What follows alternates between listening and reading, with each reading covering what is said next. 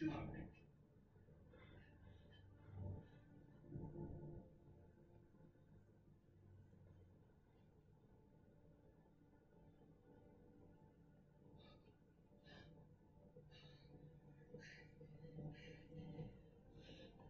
everyone. I hope you guys can hear me. So, let me just introduce myself. So, my name is Pratik Kumar. I am a Microsoft certified trainer having an experience of almost 10 years in the training field. So, in today's session, we are going to start with our topic called Microsoft SQL Server. So guys, in this sessions of SQL Server, we are going to start it from the very basic things about SQL Server, that what SQL Server is, how as a user I can get benefit by using the SQL Server, how to use the SQL Server in the environment, and why the users and the organization prefer to work with SQL Server instead of working with any another product which are available in the market.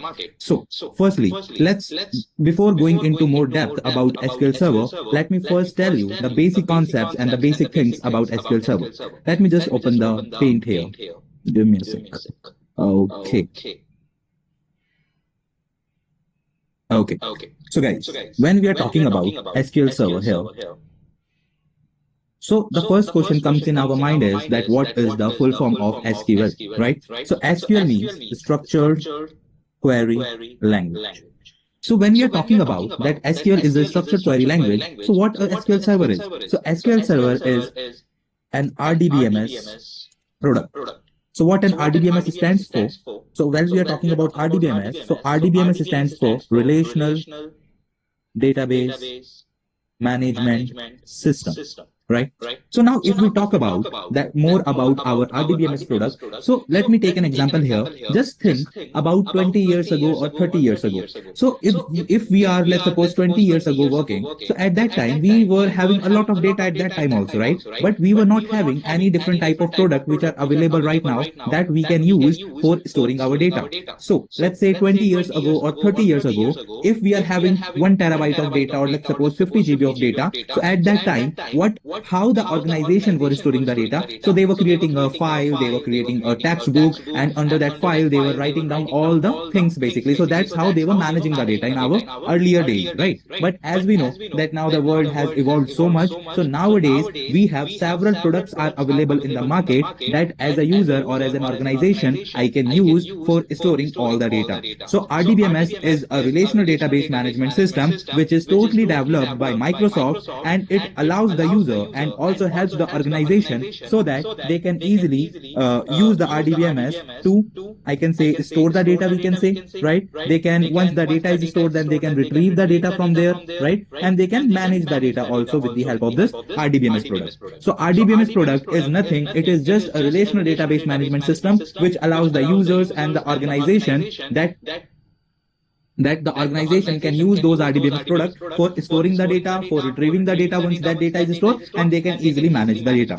For an example, if we talk about of our earlier days, so if we have 1 terabyte of data, let's suppose in 1990, right? Then at that time, for managing 1 terabyte of data is really a very big task, right? Because we have to use the files, we have to use different type of containers where we will store that data. But nowadays, even though if I have 100 terabyte of the data, with the help of the RDBMS product, I can easily store that data under any of the database which my organization prefers to use it. And once that data is stored, then with the help of SQL Server, right? So SQL Server is a product of our RDBMS. So SQL Server is a product of our RDBMS, and while using the SQL Server, I can use the 100 terabyte of data as well within just few hours, I can say. And by writing some commands, I can also retrieve the data very easily. And the manageability of the data is also very easy while we are working with the SQL Server.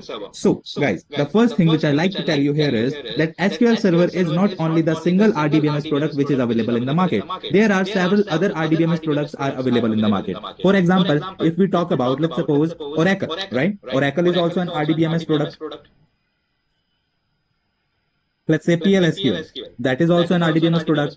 Then we have, let's say, MySQL, that is also an RDBMS product, right? Then we have, let's say, Postgre. that is also an RDBMS product. So there are several RDBMS products are available in the market. Then why the organization prefers to work with the SQL Server, right? So SQL Server gives the easiest way for working with the data. The first thing is the syntax, which you guys will write it down under the SQL Server to retrieve the data, is way much easier, right? The storage, like because it is a product of a Microsoft, so all the new features and all the new updates, whatever Microsoft is going to release, that you guys can use while working with the SQL Server. And retrieval of the data is very much easier by writing the basic syntax if we compare it to the any another RDBMS product. So SQL Server plays a very major role for most of the organization for storing the data, for working with the data, for managing the data, right? So this is the basic things about SQL Server, right? Now, I'm just repeating this thing again in a very quick 1 or 2 lines so that everyone can understand that what an SQL Server is.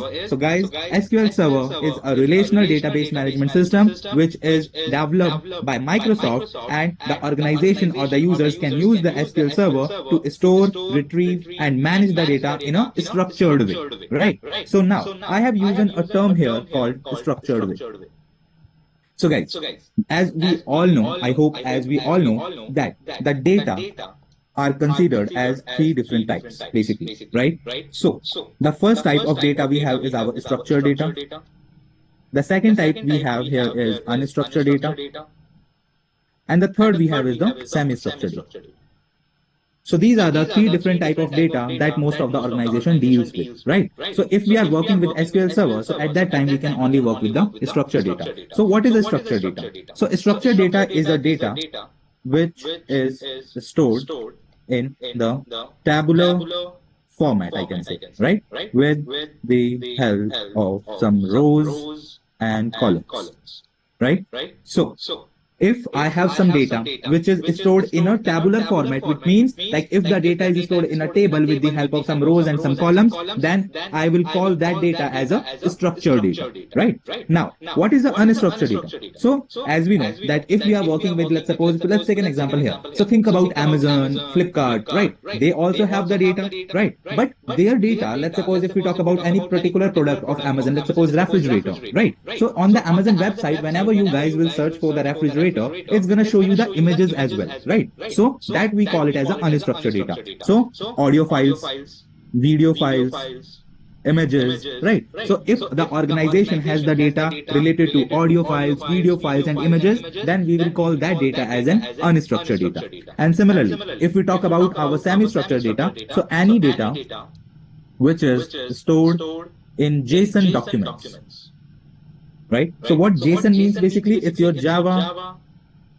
script object notation file, right? So guys, any document, any data which is stored in the document, right? And while I'm saying document, it means, let's suppose firstly the name of the first customer, then his address, his gender, his or her account number, right? And then the second data comes in, that customer 2, the name of the customer 2. So any data which is stored in some documents, at that time we will call that data as a semi-structured data. So every organization works with all these 3 different type of data, right? Most of the organization, I can say.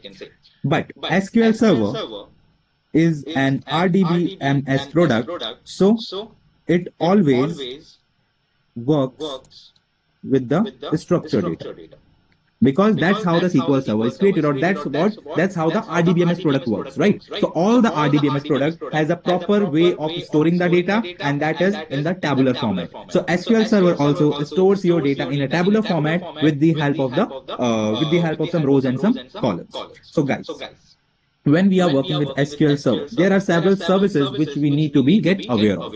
So the first service which is here is our database engine.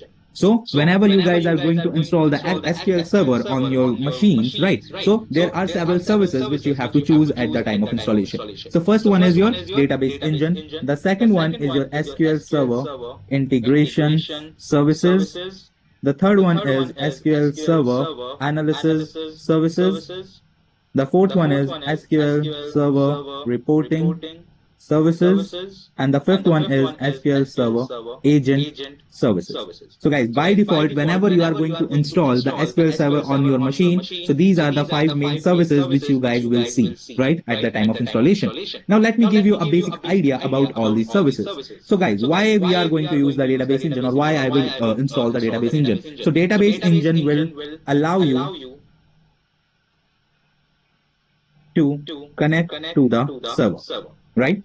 So database engine is the main service which the user needs to install at the time of installation of SQL Server, because with the help of database engine itself only, you guys will be able to interact with the database and the server which you will create under your SQL Server, right? And now if we talk about integration services, that what SQL Server integration services means. So integration services will allow the users to run the ETL operations. Now, what ETL operation means? So it means extract, transform, and load the data, right? Now, what it means? Let me explain you that also.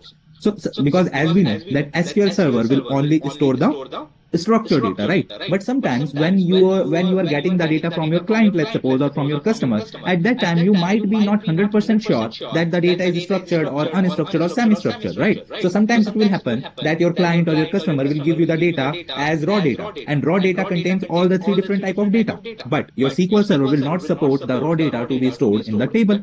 So at that time, guys, you have to use the SQL Server integration services for running the ETL operation. So by running the ETL operation, you will extract the data from the data sources or from the client location. Then you will transform that data into the structured data. And once that data is transformed into some meaningful information or into the structured data, then you will load that data into your SQL Server databases, right? So that is the second service which you guys will see at the time of installation of SQL Server.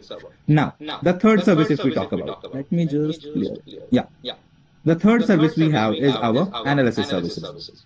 So sometimes, or I can say most of the organization will have the data analyst, right? So now let's suppose if I want to analyze, let's suppose if I'm working as a data analyst in ABC organization, right? And if my organization asked me to that, Pratik, can you please analyze the last 5 years data and please let me know that which product is selling more and which product is selling very low, right? And in which region the product selling is high, right? So if my organization is asking me to do this particular type of task, so at that time I might require an analysis services, right? So SQL Server analysis services will give you a platform for analyzing the historical data, right? So with the help of analysis services, the user, the data analyst, or the organization can easily connect with the data warehouse. So here I use the terminology called data warehouse, right? So guys, what a data warehouse is, let me just write down here as well, so that it can be much more easier for you guys. So data warehouse is a storage which stores the historical data, right? So now let me give you an example as well here. So guys, let's think about Amazon or Flipkart. So let's say if in 2015 I purchased a product from Amazon, right? So in 2024, did Amazon deleted that record that okay, in 2015 Pratik has purchased some product, right? Let's suppose if I purchased a particular laptop from Amazon in 2015, so till 2024 also the Amazon might have stored that record or that information about that particular product, that this customer has purchased this product at this particular price and that product has been delivered to this address, right? So all this historical information they will not keep in their production databases, they will move that database, that data or that information into the data warehouse, right? So data warehouse is a storage which always contains the historical data about their customers, because every organization, they never prefer to delete any record, even though if that information is 10 years old or 20 years old, they always prefer to store all the data. And if the data, and every organization follows a kind of a threshold that if the data is 2 years old or 3 years old, then they move that data from the production database to the data warehouse. And data warehouse is always used for storing the historical data, I can say, right? So if you guys need to analyze the data, then at that time you have to connect with the SQL Server analysis services, right? And with the help of this service, you can easily go and work with the data warehouse by using the analysis services, right? And then we have the reporting services as well. So reporting services will give you a platform for visualizing the data. right? Now let's suppose once you guys have analyze the data, right? So let's suppose if I analyze the data, so now I need to show that analyzation, like whatever analyze I have done over that data, then I need to show it to the senior management of my organization as well, right? So at that particular point of time, I will require the reporting services through where I can create the visualization, right? So by default, Microsoft gives the user a tool called SQL Server Reporting Services that they can use for analyzing. Once they have analyzed the data, then they can also go for generating several type of charts, pie charts, bar graphs, right? For visualizing the data so that the upper management can also understand about that data, right? Then we have SQL Server Agent Services. Now, what a SQL Server Agent Services are? So SQL Server Agent Services is a service which allows the user to schedule those to schedule the jobs and tasks automatically. Now, let me give you an example of this agent service as well. So guys, let's suppose if there is a task which a user needs to perform every day on the server, right? Let's suppose if I am a user and if my organization has given me a task and if they have told me that, okay, Prateek, you have to run this task on a daily basis, right, on the server. So why I will go for doing it manually every day, right? So what I can do is I can create a job on SQL Server, and under that job, I will define that, okay, what task needs to be done, right? And I will give that job a schedule that, okay, at this particular time, that job needs to be run automatically. So that job is always created under the agent service, and SQL Server Agent Service is responsible for managing that particular job which is defined by the user is running or not. And if any issue occurred, then SQL Server Agent Service is only responsible for notifying the operator that your job got a failure or it didn't executed as planned, right? So these are the main 5 SQL Server services which you guys will see whenever you are going to work with the SQL Server. And the most important service is your database engine, which 100% you guys will be working with, right? So I hope till now every concept is clear, whatever we have discussed, right? Now, let's go more into our SQL Server concepts. So under SQL Server, there are several kind of objects which we have to work with. First one is our database, right? Second, we have table that a user needs to create. Then if we talk about third, we have row. Then fourth, we have columns. And then we have SQL, right? So guys, these are the main terminology that you guys will see whenever you will work under our SQL Server. So database. So a database is a collection of related data which is organized in some tables. If we talk about tables, so tables are the fundamental units of the data storage in SQL Server, right? So they consist of your rows and columns, and each column has a specific data type as well, and each row will represent a single record. Third, we have is a row. So row is what? Row is just a single record in a particular table. And if we talk about a column, so a column is a field in a table, and each column will hold a specific type of data. And SQL, so SQL is your structured query language. So it is the language which is used by the users or by the organization or by anyone to interact with the database, to read the data from the database, or to retrieve the data from a particular database, right? So these are the major basic concepts about your SQL Server. Right? Now, let's move into our PPTs. Okay. So here, the thing is, we have module number 1 in which we are going to discuss that how to work with Transact SQL. So guys, SQL Server is an RDBMS product, right? That we have discussed. So under SQL Server, we need to use a language for interacting with that server, right? So that language is your TSQL. Transact Structured Query Language is a language which is used by the users or by the organization for connecting with the databases or the server, or for reading the data from that, or for modifying the data, or for inserting the data, right? So Transact SQL is a language which is used under SQL Server to work with the particular type of data, or to work with the data basically, right? So SQL is just a I can say acronym for structured query language, and SQL is used to communicate with your relational databases, and SQL statements are used to perform tasks, kind of update the data in a database or retrieve the data from a database. And for example, let's say the SQL statement basically, right? So if we are writing the basic SQL statement, right? So why we write the basic SQL statement? We basically write it to query the database and return a set of the data rows, right? And there are several common relational relational database management systems are available in the market that uses the SQL Server, which includes your SQL Server, right? Your Azure SQL database, your other Microsoft relational databases like your MySQL, PostgreSQL, MariaDB, and Oracle, right? So these are the also other databases which uses your Transact SQL as a query language. So there is a SQL language which is defined, I can say, by the ANSI. So ANSI full form is your American National Standard Institute, and each vendor basically adds their own variation and the extensions as well, right? So there are basic, I can say, as we know that SQL, as the slide says, is developed in the 1970s as a language for querying the databases, right? So there are several basic SQL statements are there, like select, insert, update, and delete. So they are available no matter what relational database system you are working with, right? So these SQL statements are the part of your ANSI SQL standard, and many database management systems will also have their own extensions, I can say, right? And these extensions will provide you the functionality, right, by the SQL standard, and it also includes the areas such as security management and programmability. So Microsoft database system like your SQL Server, your Azure SQL database, and others use a dialect of your SQL, which we call it as Transact SQL, or sometimes we can also call it as TSQL, right? So TSQL includes the language extension for writing some stored procedures, function, which are application codes that is stored in the database, and it is managed by the user accounts, right? So guys, as a user, I really don't want to work in these type of things, that even though if it is ANSI or not, if it is a ISO standard or not, but these are all the different type of policies and the feature which were introduced by Microsoft as the kind of for the users or for the organization, right? And it also like if whenever you guys will go and Google about anything related to Microsoft SQL Server, on the very top it will say that it is always following the American national standards, right?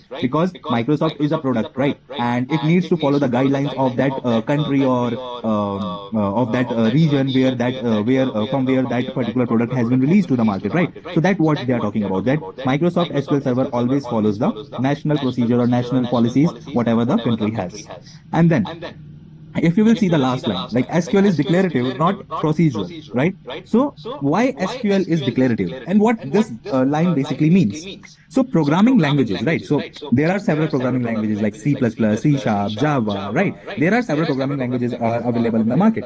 So SQL is declarative, means programming languages, as a user, I can categorize it into procedural or declarative. So procedural language enable you to define a sequence of instruction that the computer will follow to perform a particular task, right? So declarative languages will enable you to describe the output what you want basically, right? So that is the difference. Like if we talk that about procedural and declarative language, so procedural language will ask you basically that you have to define a sequence of instruction, right? And that instruction will be followed by computer to perform a task. But in your declarative language, it will help you so that you can describe that what the output you want in the result set, and accordingly it will run the internal steps basically, right? So SQL always supports some procedural syntax, but it also query the data with SQL and usually follows some declarative semantics, I can say, right? And you will use SQL to describe the result. Let's suppose if I want to see all the data from the table in a result set, so I will not go for giving it the instruction, right? I will just write down one syntax, let's say select star from table name, right? So I am just giving it the, I am just telling that I want to see all the data from the table in the result set. It means I am just giving the server the giving the I am just defining that what output I need in the result set, and your SQL server internally from the backend, it will run all the steps for making sure that whatever the output the user is required in the result set, the user is getting that basically, right? So that is why we call SQL is declarative, not procedural basically, right? Then here we have the concept of relational databases. So SQL is used to, most oftenly I can say, right? Like most oftenly SQL is used to query the data in a relational databases, and a relational database is one in which the data has been organized in multiple tables, right? So as you guys can see here as well. So I have four tables here. First table is customer table, second table is sales order header, third table is sales order detail, and the fourth table I have here is product, right? So these lines basically which you guys can see between the table is the relation between these two tables, right? So how we can create the relationship between the tables. That is our main question here, right? So guys, in Microsoft SQL Server, creating the relationship between the table is the most important thing. The reason is because one table is sometimes dependent on the another table, the second table data is dependent on the third table, right? So as you can see, all these four tables are interdependent on each other, right? Let's say customer, right? When that customer purchased the order, so order date, right? When that what was the product ID of that customer, whatever he has purchased, that data must be stored in the sales order detail, right? And what product this customer called Dan has purchased, that data is stored in the product table. So as you can see that all these four tables are interdependent to each other, right? So we have to make a relation between these tables, right? So in SQL Server, how we can create the relationship between the tables? By using the primary key and the foreign key, right? So primary key we will always create on that column of the table in which we are 100% sure that this column will always have the unique records, right? Because primary key will make sure that only the unique records can be inserted in that particular table, right? And so once the primary key is created on that particular column, so on the same column of another table, we have to create a foreign key, right? Once we have created the primary key and the foreign key, it means that we have created the relationship between both of the tables. So primary key will ensure that only the unique values can be inserted in that particular table. But in foreign key, there is a possibility that there will be some duplicate records, but it cannot store any value that is not available in the primary key column, right? I think it is a little bit of confusing, right, about primary key and foreign key. So let me just open that word again and let me explain you about this stuff. Give me a second. Okay.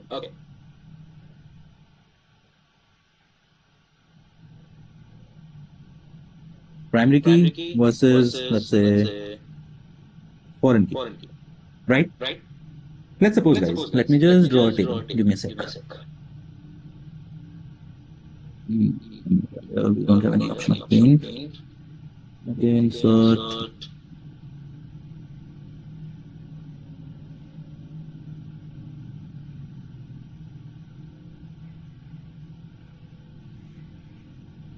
Okay. Let's suppose this is one table I have here, and this is the another table which I'm having here. Okay. Let's suppose these are the two tables on which I have to create the relations.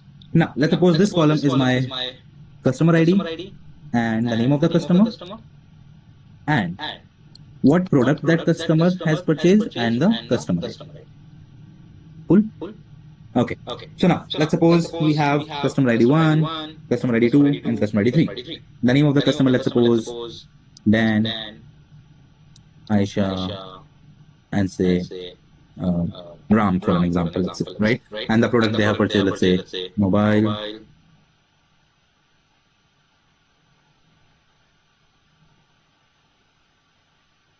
refrigerator for an example, and laptop, right? Now, the thing is,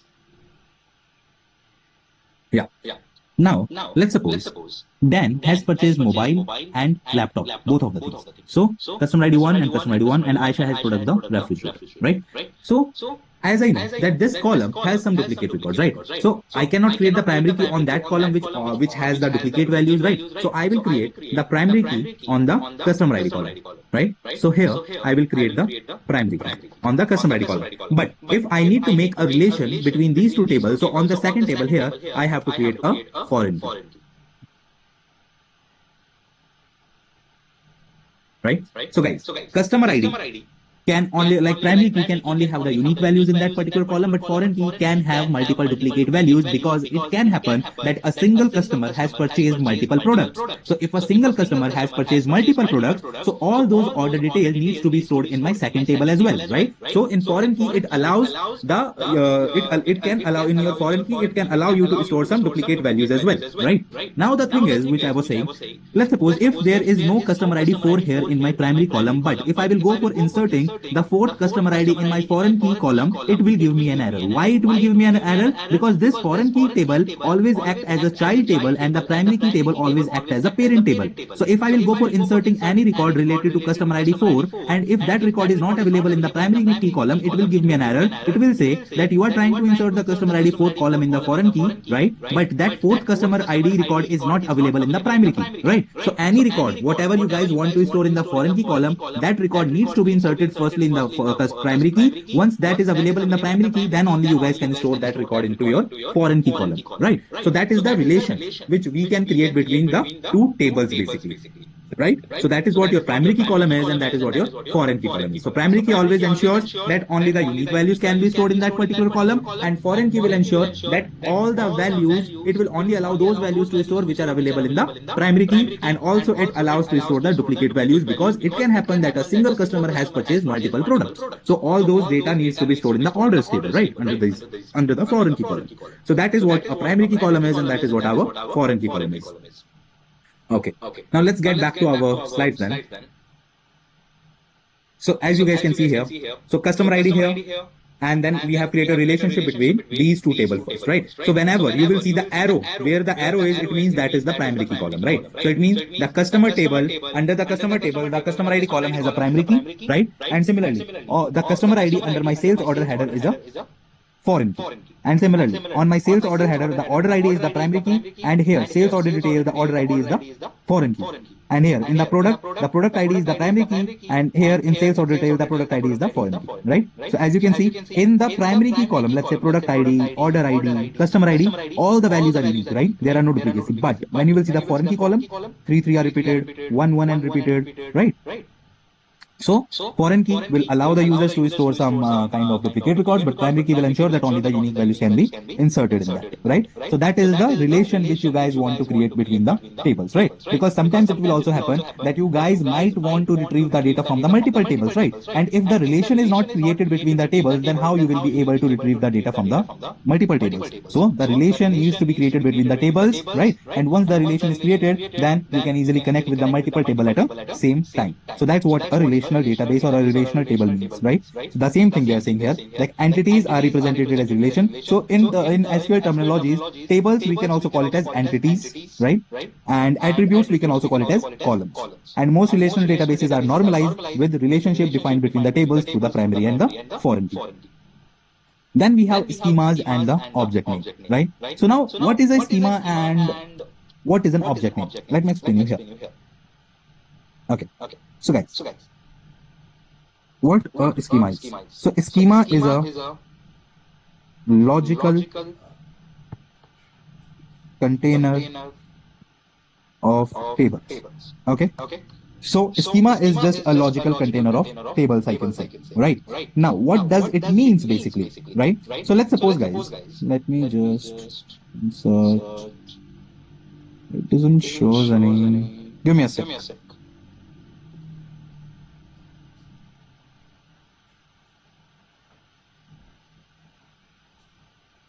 Format.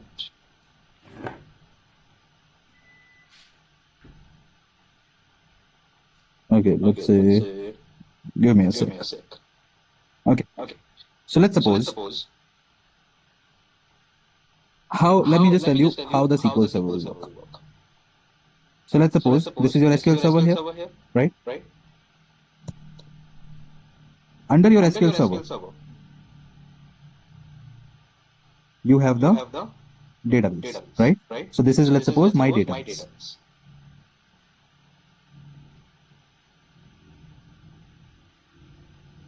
Right? And under the database, I will have the tables. So that's the architecture basically.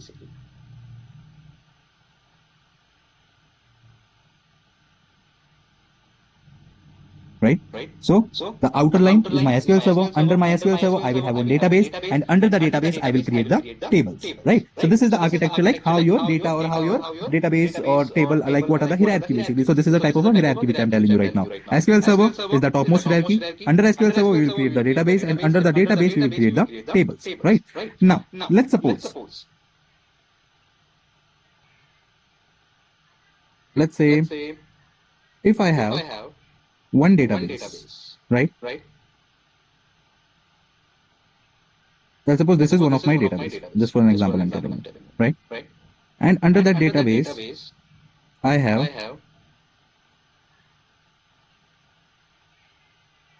let's say 2, 3, 4, 5, 6, 7, 8, 9, 10, 11, 12. Right? Let's suppose this is my data, one of my database, and under the database I have 4, 4, 8, 4, 12, right? So 12 tables created under this particular my database, right? So if I have created 12 table under one of my database, guys, right? And each of that table will contain some different type of data, right? Now let's suppose this table contains HR related data. This table also contains HR. This table also contains HR related data. This also contains HR. This table contains sales related data. This contains sales related data. This contains finance related data. This also contains finance related data. This contains sales related data. This contains finance, again finance, and let's say sales, right? So now the thing is, if I have several tables which contains different type of data, right? Let's say 4 table contains HR related data, 4 table contains finance related data, and 4 table contains sales related data. So let's suppose, so sorry. So let's suppose if a new joiner joins our organization in an HR department, right?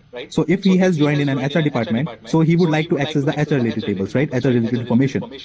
So how he will be able to retrieve the information from this particular database, because whenever he will go for read the data from this database, there are multiple tables out there, right? And at that time he might be confused that okay, which table contains the HR related data, right? Because we haven't given it any logical namespace, or we haven't given it the table as a particular namespace with the department one, right? So there will be some confusion, there will be some extra scanning will occur to retrieve all the HR or finance or sales related data, right? So to avoid that, what we can do is we can create a schema, right? Now, the thing is, let's say, let me give you a basic example also. So I hope everyone is aware about the drawers or almirah, right, that we use in the Indian households, right, like a container. So let's suppose if I have given you guys a single container, right, like a drum box, for an example, if I have given you guys, and also I have given you, let's suppose 10 files, out of which 2 files are of HR related data, 3 files of finance related data, and 4 files of finance related data. And if I have asked you to keep all those files under that particular container, right, and whenever I will ask you that, okay, can you please give me all the files which contains HR related data? So at that time, you guys always have to scan the whole container, right, in order to find out that okay, which file contains the HR related data. You guys always have to open all those 10 files in order to find out that which file contains HR related data, and then you will give it back to me, right? So it is going to take too much of time, right? Because every time whenever a user will ask for the file, you have to scan all the 10 files. Instead, out of the 10 files, only 2 or 3 files are there which contains the HR data, right? So to avoid this confusion and to avoid this always the whole container scanning, what we can do is we can create 3 different container, right? And we will give those container a name called HR, finance, and sales. And all the HR related data, we will keep it under the HR container. All the finance related data, we will keep it under the finance container. And all the sales related data, we will keep it under the sales container, right? So whenever a user will ask for the HR related file, at that time the user will directly jump into the container in which it is written HR, and from there they will retrieve that file. They will not go for scanning the finance container or the sales container, right? So schema is a logical container of table that is created by the user for managing the tables easily. Depends on the name or the data or the information, like what type of information the user is going to store in the different type of tables, right? So schema is nothing, it is just a logical container which is created by the users or the organization so that the tables can be managed easily by the users or by the organization. So that's what a particular schema is, right? Now let's get back to the slides here. Okay. Yeah. So the same thing they are saying, that schemas are the namespaces for the database objects, right? And guys, so the thing is, whenever once we have created the schema, right? So under that schema we will create the tables, right? So whenever I will go for reading the data from that particular table, at that time I have to define in my select clause, select syntax, that from which schema the data needs to be run, right? Let's suppose if I have created HR schema and the table name is information. So whenever I will go for retrieving the data from that information table, at that time I also have to specify the schema name, which means select star from HR.information, right? That means you are telling to your SQL server that go under HR schema and there you will find the information table, right? So that is what a schema namespace basically, right? So we have fully qualified names that we have to specify sometimes whenever we are retrieving the data. For that is the four-part name. Four-part name means firstly you have to specify the server name, that under which server the data is. Then you have to specify the database name, then the schema name, and then the object name. And within the database context, the best practice is to include the schema name, because if you are not specifying the schema name whenever you are going to retrieve the table, then there is no sense for creating the schema, right? Because again, it is going to search multiple schemas for retrieving that particular table. So it is a very best practice, I can say, that if a table is created under any of the schemas, right, and if you want to retrieve that table in your result set, so always give the schema name with the table name basically, right? So schema name full stop table name, so that the SQL server will not go for the further scanning. It will directly jump into that particular schema and then it will retrieve that particular data for you guys, right? So as you can see here, we have two schemas created. One is the sales schema and the other one is the production schema. So under the sales schema there are two tables, order and customer, and under the production schema there is two again table, product and order. So whenever the user, right, needs to retrieve the data from the orders table, he needs to write the syntax, let's say select star from sales.order, or if he wants to retrieve the data from the customer table, he or she has to write select star from sales.customers table, right? And similarly with the production, select star from production.product table and select star from production.orders table. So if the table is created under any schema, so it is a very best practice to always specify the schema name before the table name, right? In order to retrieve the data much faster and the SQL server will not go for the scanning, right? Okay. So just give me one sec. Let me just see that if there is anything. Okay, one sec guys, just give me 2 minutes. Okay, so there are several questions, right, which you guys might be thinking, right? So the first thing is, if I give you a basic explanation or the difference between the DBMS and the RDBMS, right? So guys, DBMS is a database management system, which means that it will be a database management system which will always work with similar like your RDBMS, that DBMS is also going to store the data in a tabular format, and RDBMS is also, in RDBMS also the data will be stored in a tabular format, right? But in the DBMS, there is no mandatory that you have to create the relations between the tables. But in the RDBMS, as the name says, relational database management system, it means that it will be the best practice for creating the relation between the tables. So that is the major difference, right? That is the only difference. So in the DBMS is the basic version of your RDBMS, I can say, right? So that is the main way of differentiating between a DBMS and a RDBMS, right? Okay.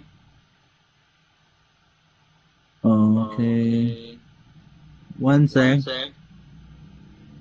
Yeah. So sometimes you guys might be thinking that when we are working with the schemas things, right? That why we need two tables for a particular sales, let's suppose, right? So guys, what happens is that is depend to the organization. That is totally I'll share my screen in a while. In the meantime, let me just tell you that answer that we can't combine the tables, right? Because every organization has a way of storing the data, right? Let's suppose if my organization wants that, okay, the sales order, like the sales order details, let's suppose whatever the order the customer has purchased, that details I want to save it in a different table. The product details I want to save it in the under different table, right? So we have to create. So these are the very basic example which I have shown you, only two tables. But while you guys will work, or while you guys will see in the production environment, right, for a single sales only, right, for only our sales related information, we have 100 of table which contains a millions of records, right? We can combine the table, we can merge the table if we want, but organizations always prefer, right? Organization always prefer to separate the data into the different tables, which will be once the data is stored into the multiple tables, right, then the data is easy to manage, or the users can easily manage it, right? So we can combine the tables if we want, but the organization always prefers to store the data into the multiple tables so that the manageability of the data will be much more easier, right?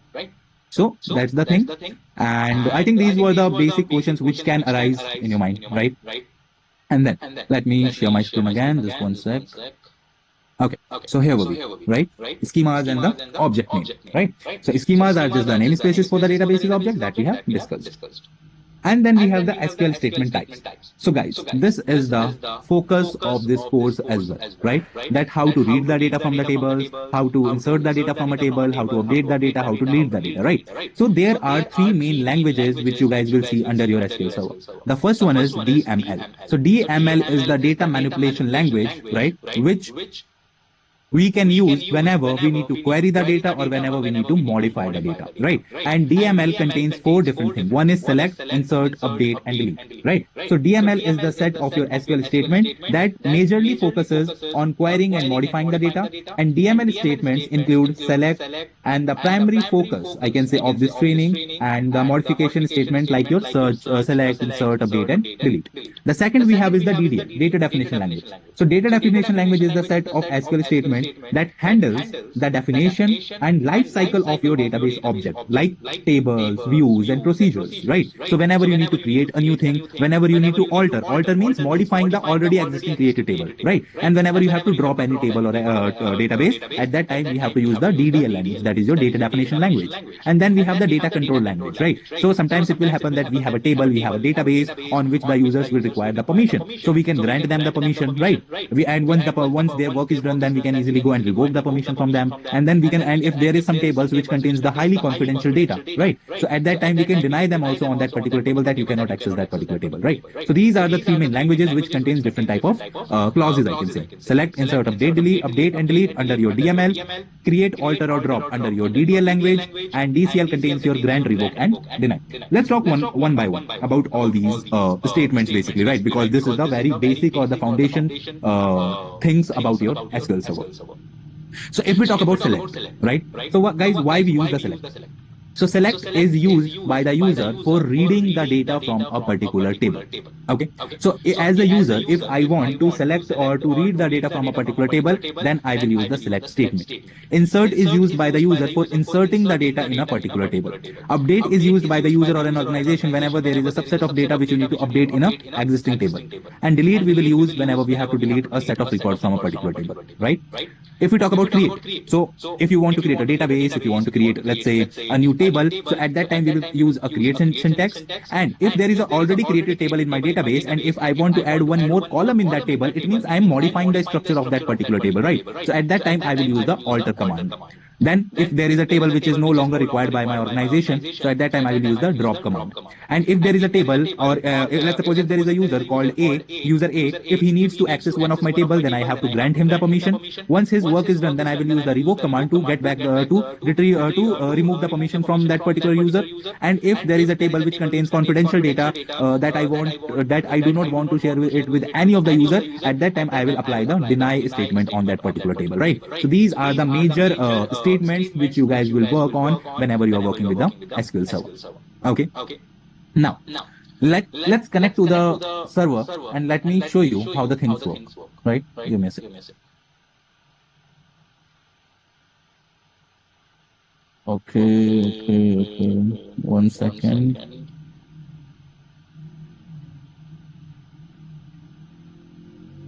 Okay, just give it a minute.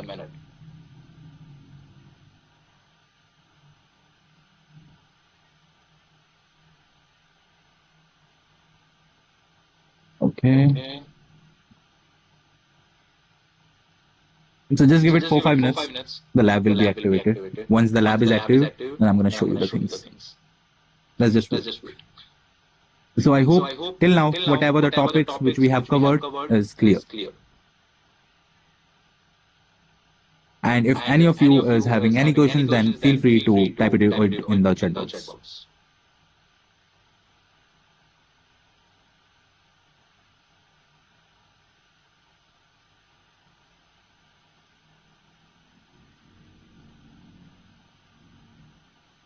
Okay.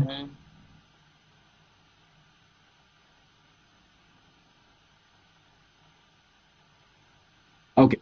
So guys, for connecting to your SQL server, we have several tools available in the market, right? So right now I'm using Azure Data Studio. That is a client application which we can install from Google, and it will work as an intermediate for connecting with my server, right? But there is also several other tools are also available there, like your SSMS, your SQL Server Management Studio, right? So whenever you will go for installing the SQL Server, at that time by default SSMS will also be installed in your machine, so that with the help of SSMS you can directly interact with your SQL Server, right? So let's just wait once this connection is active. Let's just wait for a few minutes. And I'm just stop sharing my screen. Just give me a minute.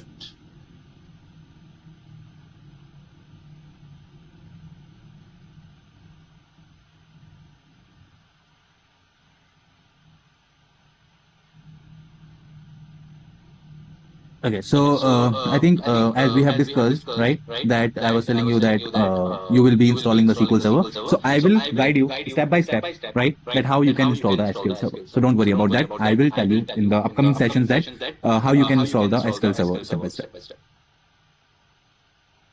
Okay, new connection here.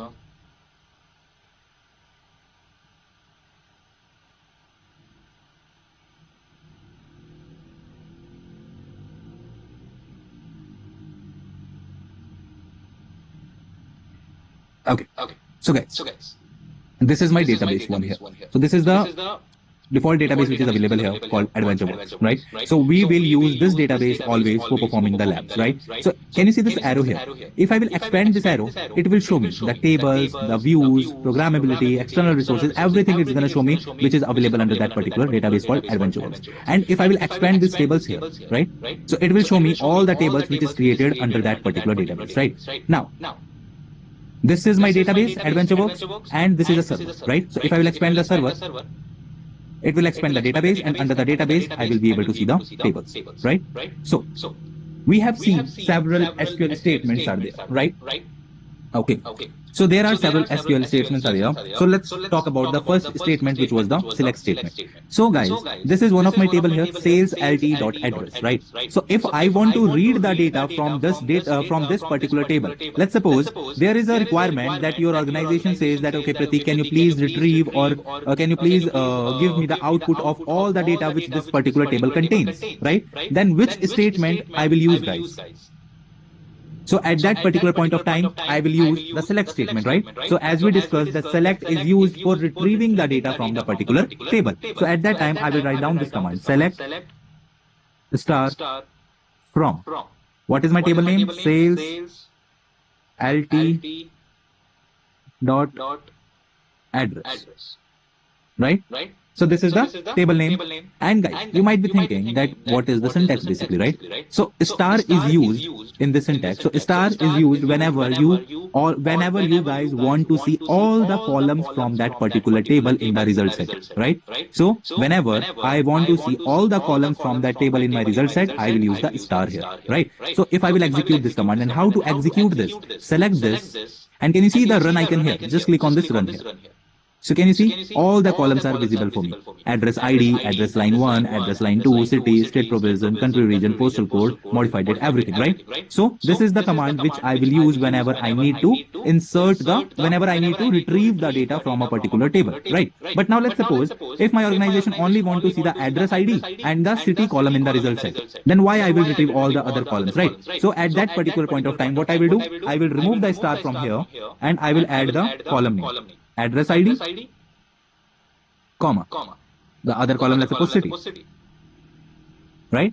And then I will execute this command. Select this command and click on run. So now it will only show me the two columns which is required, address ID and the city, which was the requirement, right? So now what we understood from here is that whenever a user wants to see all the columns in the result set, at that time they will use the star, and whenever they need to see only some specific column in the result set, then at that time the user needs to mention that the user needs to specify that column name, right, instead of the star.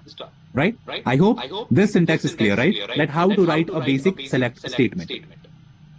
Now, let's suppose if I show you one more thing. Let's suppose these are the tables, right? But let's suppose if I want to create another table, right? So what I will do is write down a syntax called create table, right? The name of the table, let's say I'm giving it customer. right? And if I'm creating a table, I have to create the columns as well, right? So let's suppose columns I'm creating customer ID, and then I'm giving it a data type called integer. What is a data type? What I have given here, integer, right? So create table is very much simple, right? I don't want to explain that to you guys, right? Create table customer, it means I want to create a table called customer. But if I want to create a table called customer, then I will require the columns also. I need to specify that how many columns I want to create under that customer table, right? So let's suppose I have specified one column name called customer ID. Then what is this int? So guys, SQL Server follows a procedure that whenever the user is creating a table, right, at that time they have to specify the column names, and whenever they are specifying the column name, they have to specify the data type, right? So this integer is a data type. It means I'm telling to my SQL Server that only integers value I am going to insert in this customer ID column. Okay, integer values means 1, 2, 3, 4, 5. This type of values I'm going to insert in my customer ID column, right? Is that clear, everyone? Okay. Then the second column is, let's suppose I'm creating customer name, but name is not always in a name. For name, what type of data type I have to give it? So for name, I will give it a data type called character, let's suppose, and 10. And what 10 here is, 10 is the fixed length. It means any name which is equals to or less than 10, that name can only be inserted in that column. And if any name which contains 11 character, that name cannot be inserted in this particular column, right? Now, so this is the data type which we have to always specify whenever we are creating the table and whenever we are specifying the column name. Now, just select this command. One sec, it's working slow. Yeah, and now just run it. As you can see, the command completed successfully. Now, just close this. One sec. And just refresh it. Double click on that and refresh it. And now expand the tables. Can you see one table is created here, dbo.customer. So now you guys might be thinking that I have given the table name called customer, right? Then why it is included dbo there, right? So guys, by default, whenever you are creating a table, it will go under the dbo schema. So remember we discussed about the schema. So if I am not putting, or if I'm not creating this table under any of the schema, then by default Microsoft SQL Server will keep that table under the dbo schema. So dbo is a default schema which is by default available in your table, in your server, or under your database. And if you are not specifying the schema name while creation of the table, at that time that table will go under the dbo. That table will go under the dbo schema, right? So this is how you guys can create the objects by writing the create table syntax. Now let's suppose I want to insert some records in this table. So at that time I will write it down, insert into, what is my table name? Customer, right? Then values. What values I want to store, right? Then bracket open. Let's suppose I want to store customer ID 1. And for character, guys, we have to specify in this inverted commas. Let's suppose Pratik is the customer name, right? Then comma, in a single record I can store multiple values. Let's suppose customer ID 2. And then another name is, let's suppose, Dan. So please be 100% sure and be 100% attentive here that whenever you are writing an integer, whenever you are putting a value of integer, at that time you do not have to use this red commas, right? But whenever you are inserting any character values, at that time you have to keep it under these red commas, right? That we call it as some kind of double values, also we call it as double commas, right? You always have to insert the character values into this double commas. And then let's suppose third record I want to insert as Aisha, right? And now let's run this command. Select it and run it. Following our supply does no table definition. Okay, what's the issue? Customer, column name or number of supply values. Customer ID. Let's see if the table is not created. End character. Okay, let's see, insert dbo.customer.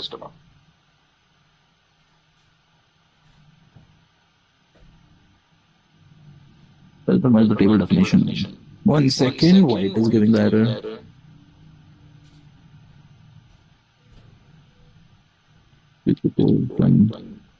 Customer ID, customer name.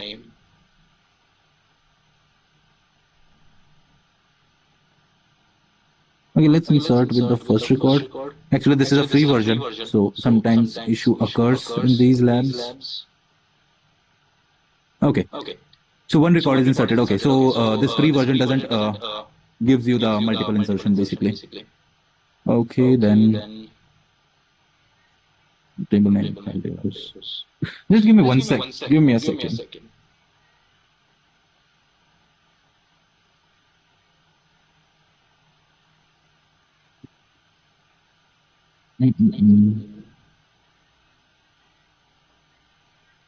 Okay. Okay, so let's do this way. Insert into the table name, right? And then let's specify the column's name here as well. Let's say customer ID, comma, and what was the other column? Customer name, right? Customer name. Close this bracket here, and then write it down. Values, and let's remove this from here. Now let's see if it works or not.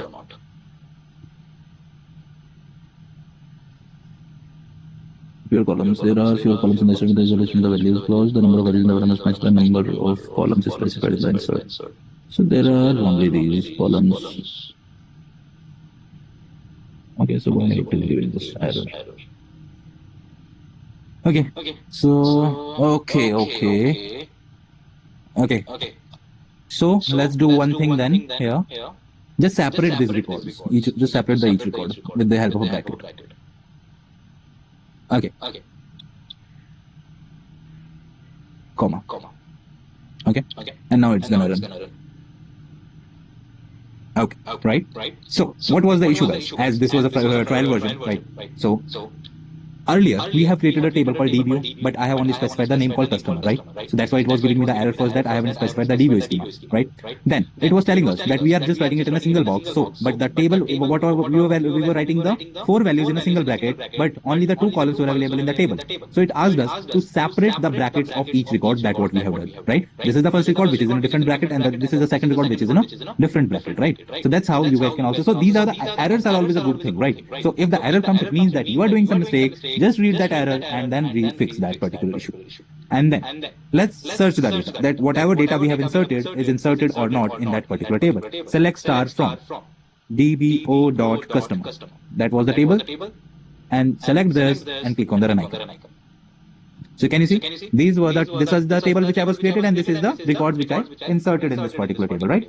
So till now we have seen that how to write down the select statement, how to write down the create table statement, insert into, and so insert into, right? Now let's suppose if this table called customer, right? I want to change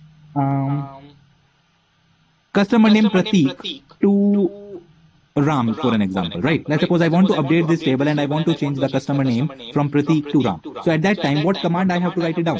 I have to write it down the update statement, right? Update. That what is the table name? dbo.customer. That is the table name, right? Then set customer name is equals to Ram, right? Where customer ID is equals to 1. Okay. So what I'm doing right now, guys, I'm updating my dbo.customer table, right? And I'm setting the customer name is equals to Ram wherever it will find the customer ID is equals to 1. So what this command will do, it will jump into this particular table. It will search for the customer ID 1. Here it will find it out, and then it will update this record from Pratik to Ram. So that's how you can update the records, right? Now select this command and execute this. Now the command is executed successfully. Then again run this command. Select star from dbo.customer to see that the record is updated or not. So can you see the record is updated now, right? So that's how we can update the records basically. Now we have also seen one more statement there, which was delete, right? Now let me show you one more thing here. How to delete. So let's suppose delete from. So the command will always remain same, right? Update from table name, delete from table name, insert into table name, create table name, select star from table name, right? So this is the basic command. So delete from table name is what? dbo.customer, right? Where? Let's suppose I want to delete customer ID 1, right? Delete from dbo.customer where? Where is a filter condition which we can apply so that the filter will apply on that particular table. So where customer ID is equals to 1, right? So now what it will do? It will go and delete the whole record of customer ID 1, right? Now run this command. So you will run this, it means the command has been executed successfully.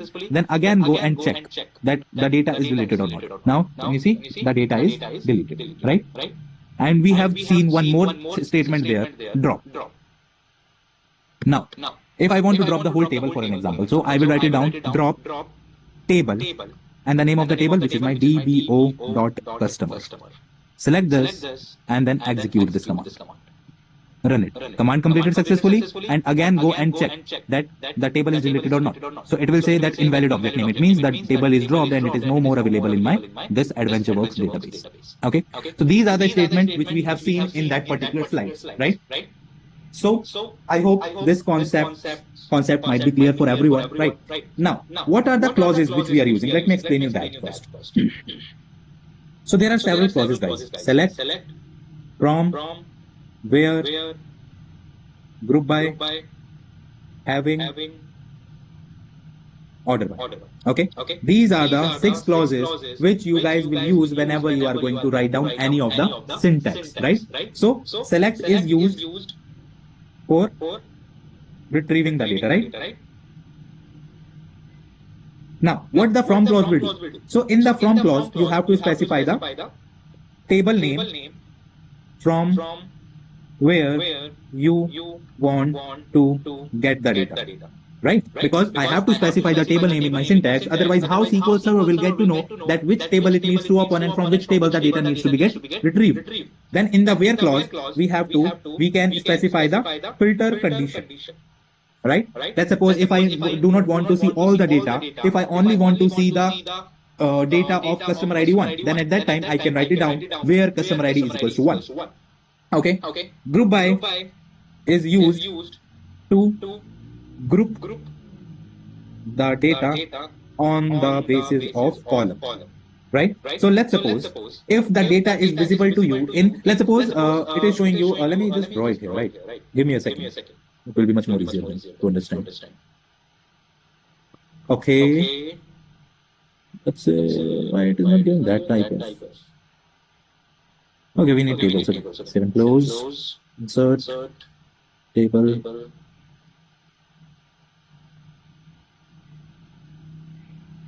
Okay, I think this much will be. Okay. Let's suppose this is one of the table.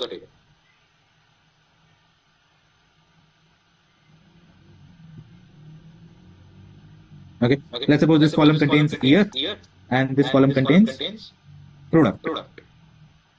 Let's say product ID, or let's say total products what are purchased, or let's say year and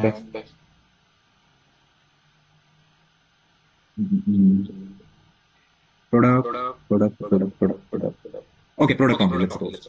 So let's suppose in 2017, 2018, and 2018, right? Let's suppose in 2017 we sold 3 products. Let's suppose one was TV, the another was mobile, the third one was, let's say, laptop, right? And let's say 2018 we sold again, let's say TV, mobile, and laptop, right? So let's suppose this is the data which is retrieving you in the result set, right? This is the data which you guys want to see in the result set. But if this data is showing you in the result set, then you have to count, right? That in 2017, how many products we sold. So you have to count 1, 2, 3, right? But in our production databases, we have millions of products which we we sell basically on a year, right? So we are not going to manually count them, right? So with the help of group by, we can apply the group by on the year column basically, so that it can arrange the data on the basis of year, right? Then once I will apply the group by on the year column, then how the data will be shown to me. Let me show you that also. Okay.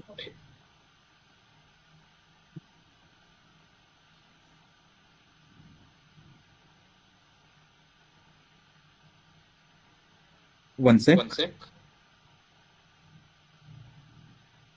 So at that time, if you guys will apply the group by on your year column,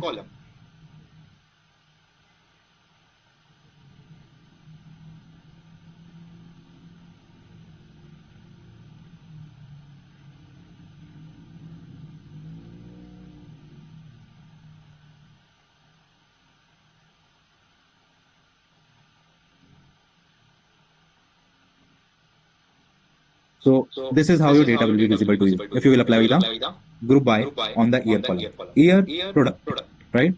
2017 total product sold 3, 2018 total product sold 3, right? So this is what the group by will do. So group by will arrange the data on the basis of grouping, and if you are applying the group by on the year, so it will count 3 2017 as 1, right? And it will count that, okay, what are the total number of products? So if it is 3, then it will show you the 3. So this is what the group by will do. So it is very much easier for the organization who are basically selling the products in the market, right? And if they want to see that, okay, how many products we sold per year, so that data we can easily get with the help of the group by clause, right? So I hope that what a group by clause is, that is clear to all of you. And then we have having, right? So having is used to apply aggregate function. Okay. So what is the aggregate function, guys? Let's suppose once you have done all these groups by, right? Once you guys has arranged the data into the group by, but there is a requirement that you only need to see those product or those year where you sold the product more than 3 times. So at that time, you can specify this type of syntaxes, right? This type of things like minimum, maximum, average, count. Right.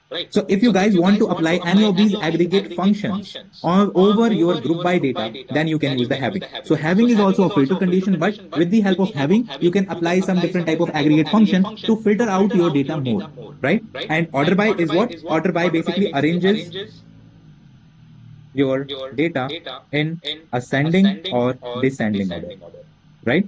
And by default, data will be arranged in the ascending order. Okay. So these are the different clauses which you guys will work on, and these are the different things basically, right? Now, if we talk about all these clauses basically, right? So what are the logical sequence? Like which clause will run first and which clause will run second and which clause will run third? So let me tell you that also first. Let me just write down these clauses again. Select, from, where, group by, having, order by. Right? So guys, every time, firstly, your from clause will run whenever you will write down any syntax by using all these clauses. So firstly, internally, your table needs to be get open first, then only the other filter will apply on, right? So firstly, the from clause will run, then second clause which will run in a select command is where clause, right? So once your table is open with the help of from clause internally, then it will apply the where clause and to filter out the data, right? Then the group by clause will run to group the data on the basis of the requirement of the user. And then the having and then the having clause will run, right? In which if you want to more filter out the data, and then your select clause will run at the 5th step to see that, okay, what are the columns which we need to retrieve from that table. And then lastly, your order by clause will run. Right? So these are the logical sequence of running your clause internally. So firstly, the from clause will run and it will open the table internally. Then the where clause will run to filter out the data from the table. Then the group by clause will run to group the data on the basis of the column. Then the having clause will run so that once the data has been grouped on the group data, if any more filter needs to be applied, then it will run in the having clause. And once the having clause is executed, then the select clause will run to see that, okay, what are all the columns the user wants to see in the result set. And once it has gathered all those columns, then it will arrange the data in the order by clause. And once all order by clause is run internally, then it will retrieve you the data in the result set. So this is the backend process, that how the data executed or how the data is retrieved from a particular table in a database. Is that clear, everyone? I hope whatever we have learned till now, every concept must have cleared with all of you. Now just give me 2 minutes. I'm just stop sharing my screen. Just give me 2 minutes. Okay. Yeah, so sometimes if I want to remove the customer ID from like whatever example we have seen, right? So if I want to remove, earlier I was giving customer ID is equal to 1, so we can give customer name is equal to Pratik as well, right? To remove the data from there. Word share we can use, but that we usually use whenever there are some long type of character which we want to store, right? Yeah, SQL Server sometimes, like most of the time I can say is case sensitive, right? But that is on the license based, right? But right now, if we are working with business intelligence, because SQL Server comes in different type of additions and in the different type of licenses, right? So SQL Server is case insensitive. It doesn't matter if you're writing it with the full capital P or with the small p, but if you're working with some different type of licenses of SQL Server, they support the case sensitive. Okay. Okay, so you guys might be thinking that what is an order by clause, right?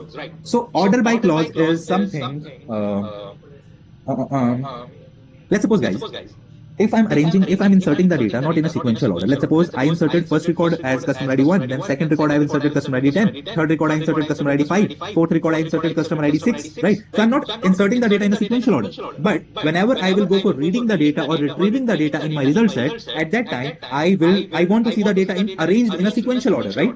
So for that purpose, we use the order by clause, so that if I will apply the order by clause on my customer ID column, even though if I inserted 10th customer ID after the first customer ID, but it will show me the second customer ID in the result set. That is why order by clause. Order by clause is nothing like arranging the data in a sequential order, like 1, 2, 3, 4, 5, right? So that is what a order by clause is. So order by clause is always gonna arrange your data in a sequential order, like 1, 2, 3, 4, 5, 6, 7, 8, 9, 10, instead of like, doesn't matter like how you inserted the data. So that is what an order by clause do basically. Okay. So let me just share my screen again. Give me a sec. Okay, let me just get back to the. Okay, where we go. Here. Okay. So this we have discussed, right? SQL statement types. Now, using the select statement, this we have already discussed, right? This I was teaching you. So these are the 6 clauses which you guys will see. Select, from, where, group by, having, and order by. So select clause will define like which column needs to be returned in the result set. From, like from which table the data needs to be retrieved. Where, like whatever filter condition the user wants to apply. Let's suppose if I do not want to see all the if I do not want to see all the customer data in my result set, I only want to see where customer name is equal to Pratik, right? So that I can apply in the where clause. Group by, arrange the rows by groups. Having, applying one more filter by using an aggregate function that I just told you, right? And order by, arranging the output in a sequential or not in a descending order or in an ascending order. So this is a command. Select order date, count order ID. So what it will do, this is an aggregate function, guys, count, right? So it will count, okay, let's suppose if there are 100 order IDs, so it will give you 100, right? As orders, it is an alias. So I do not want to see order ID in my result set as a column name. I want to see as orders, right? From sales.sales order. So sales.sales order is my table name, where status is equal to shipped. So only show me the data where the status is equal to shipped. Arrange the data on the basis of, group the data on the basis of order date column. Having count order ID is greater than 1. And only show me the data if the order ID is more than 1, and if the order ID is less than 1, then do not show me the data that we discussed, right? And arrange the data order by on the basis of order date descending, right? So this is a syntax which uses all the 6 clauses, correct? Let's run this as well in the lab environment, then it will be much more clear for you guys. Okay, here. So let's just check that all the tables are available or not. Let's start this. Sales order detail. Okay. What are the columns available here? Sales order ID, product ID. Okay, let's use this column. Okay. So let's say select. I want to see, let's suppose, order quantity. You can see these are the column names here, right? On the left hand side. Sales order ID, order quantity, product ID, unit price. These are the column names which we have in this particular table. So let's suppose I want to see order quantity, right? Comma. I want to apply count. I want to see that, so what is the total count of my order ID? So, sorry, count, bracket open, order, okay, specify the full name, sales, order, ID, okay, as, orders, from, what is my table name? Sales, LT, dot, sales, order detail, right? And then let's apply where condition as well. Okay, so sales order should know. Okay. So we don't have any status column here, right? So let's apply where unit price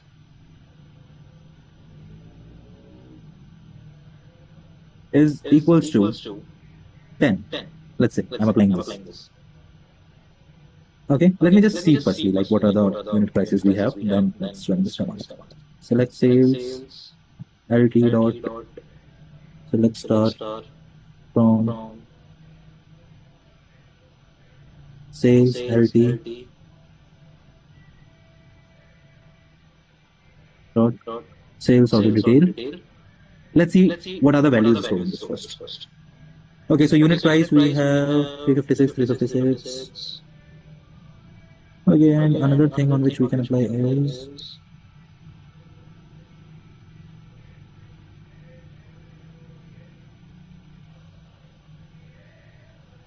okay, let's apply unit price, product ID. Okay, where unit price is equals to 356 point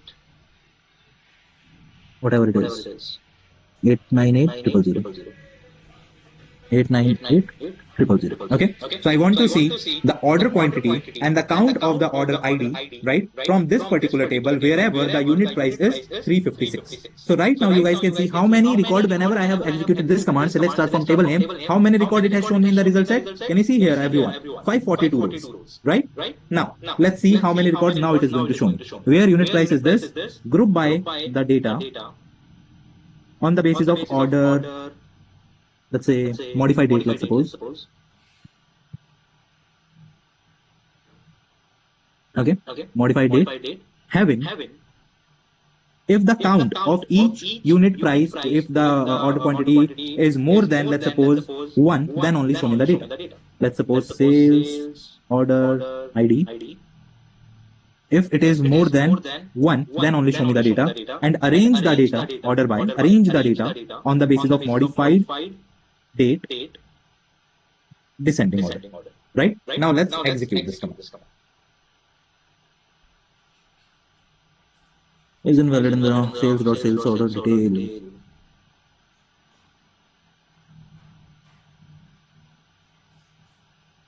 Column sales because it is not okay. Okay, let's run this only because the data is not according to that. Why it is not executing? 1 sec. Okay, we have to remove the count then.